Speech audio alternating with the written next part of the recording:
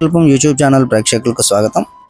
ఈ రోజున మన ఛానల్లో కట్టెల మోపు కథ గురించి మనం ఇందులో చెప్పుకుందాం. ఒక గ్రామంలో ఒక వృద్ధ రైతు ఉండేవాడు. అతనికి 4 కొడుకులు.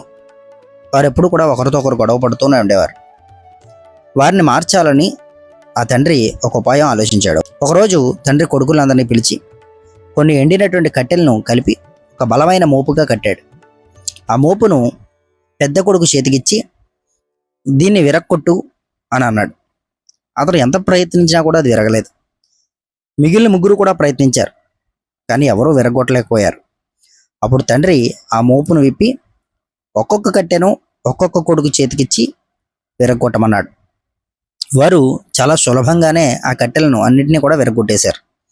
అప్పుడు తండ్రి వారితో అంటూ ఉన్నాడు, చూసారా, మీరు ఈ కట్టెల మోపులా కలిసి ఉంటే మిమ్మల్ని ఎవరూ ఏమీ చేయలేరు.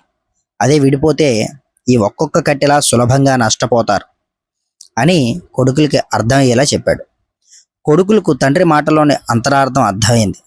అప్పటి నుంచి వారు కలిసిమెలిసి జీవించడం మొదలుపెట్టారు. అయితే ఈ కథలోని నీతి ఐకమత్యమే మహాబలం, కలిసి ఉంటే కలదు సుఖం అని ఈ కథలోని నీతిగా మనం గుర్తించి నలుగురితో ఎప్పుడూ కూడా కలిసిమెలిసి ఉంటారని ఆశిస్తూ ఛానల్ సబ్స్క్రైబ్ చేసుకోండి. 10 మందికి ఈ కథని అందచేయండి.